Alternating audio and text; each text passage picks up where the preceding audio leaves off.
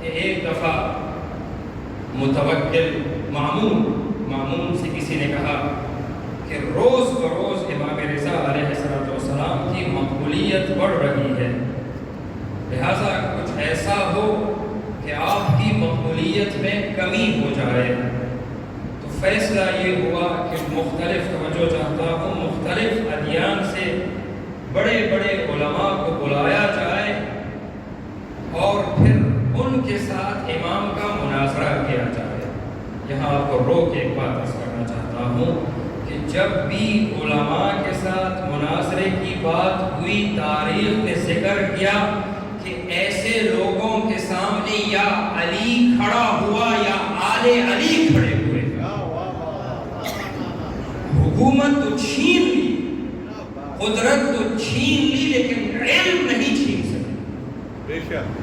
یہ فیصلہ ہوا اور ایک دن مقرر ہوا کہ اس دن مناظرہ ہو امام رضا علیہ السلام سے، لیکن خباثت یہ ہوئی کہ فیصلہ یوں کیا گیا، توجہ چاہتا ہوں کہ جہاں سے اندر آنے کا رستہ تھا اس کو تبدیل کیا گیا، لوگوں کو اس شان سے بٹھایا گیا کہ جب امام اندر تشریف لائیں تو لوگوں کی پیٹھ ہو امام کی طرف، چہرے نہ ہوں، چونکہ مقصود اہانت تھی۔ اور دوسری خباثت کی گئی وہ یہ تھی کہ جتنی کرسیاں رکھی گئی ان میں امام کے لیے کوئی جگہ نہیں چھوڑی گئی کہ جب امام اندر آئے تو وہ کھڑے ہو جائیں اور مناظرے سے پہلے امام کی اہانت ہو۔ لیکن ان کو کیا پتا کہ یہ وہ مخلوق ہے کہ جن کے لیے پروردگار عالم نے زمین اور آسمان کو مسخر کیا۔ ارے جب سلیمان کے لیے ہوا کو مسخر کیا جا سکتا ہے تو جو فخر سلیمان ہے، کیا بات۔ اس لیے تاریخ لکھتی ہے کہ جب امام مامون کے دربار میں آئے تو خداوند متعال نے آپ کے بدن مبارک سے ایک ایسی کرامت ظاہر کی کہ جب امام دروازے سے اندر آئے تو بدن سے امامت کی ایسی خوشبو جاری ہوئی کہ سب نے امام کا رخ کیا اور کھڑے ہو کے تعظیم، اور مامون اتنے متاثر ہوئے کہ امام کو اپنے تخت پہ بٹھا دیا۔ جو یہ سوچ رہے تھے کہ اس کے لیے بیٹھنے کی جگہ نہ ہو، امام کو اپنے تخت پہ بٹھایا۔ مناظرہ شروع ہوا، مختلف سوال ہوئے۔ ایک آدمی کھڑا ہوا جو ملحد تھا، یعنی جو بالکل کسی مذہب سے تعلق نہیں ہے، جیسے نہ خدا کو مانتا ہے، نہ کسی دین کو، نہ کسی مذہب کو۔ اس نے ایک عجیب سوال کیا، لیکن شاید وہ یہ نہیں جانتا تھا کہ میں جس سے سوال کر رہا ہوں یہ خطیب منبر سلونی کا فرزند ہے۔ سوال بھی بڑا اہم سوال کیا۔ سوال کیا کیا؟ کہا کہ تم لوگ جس خدا پر ایمان رکھتے ہو، کیا وہ خدا اس پوری دنیا کو انڈے میں بند کر سکتا ہے؟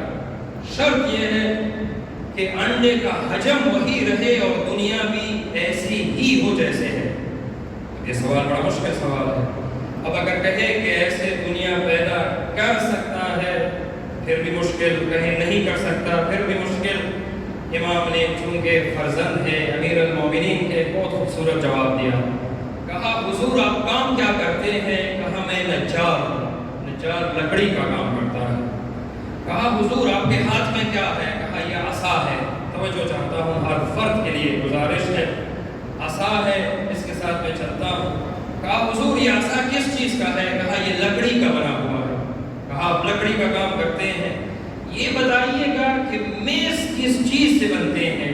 آج کل تو بہت سی چیزوں سے میز بن جاتے ہیں، پلاسٹک سے بھی بن جاتے ہیں، لکڑی سے بھی، لوہے سے بھی، لیکن اس زمانے میں میز صرف لکڑی کے بنتے تھے۔ کہا حضور یہ بتائیے میز کس چیز سے بنتا ہے؟ کہا لکڑی سے۔ کہا اچھا آپ سے میں سوال کر رہا ہوں، آپ نجار ہیں، لکڑی کا کام کرتے ہیں، آپ کے ہاتھ میں عصا ہے اور میز بھی لکڑی سے بنتا ہے، یہ بتائیے گا کہ آپ میز بنا سکتے ہیں یا نہیں بنا سکتے؟ کہا حضور میں بہت اچھی میز بنا لیتا ہوں، مجھے مہارت ہے اس چیز میں۔ کہا اچھا میں آپ سے سوال کرتا ہوں کہ یہ جو آپ کے ہاتھ میں عصا ہے یہ لکڑی کا ہے، آپ لکڑی کا کام جانتے ہیں، میز لکڑی سے بنتا ہے، یہ بتائیے گا کہ آپ اس عصا سے میز بنا سکتے ہیں؟ توجہ نہیں کیا آپ نے؟ کہا نہیں حضور میں نہیں بنا سکتا. کہا کیوں؟ کہا مجھ میں میز بنانے کی صلاحیت ہے لیکن اس عصا میں یہ صلاحیت نہیں ہے کہ اس سے میز بن سکے. امام نے کہا اللہ میں یہ صلاحیت ہے کہ وہ دنیا کو انڈے میں بند کرے لیکن انڈے میں یہ صلاحیت نہیں ہے. درود پڑھے محمد و آل محمد پہ.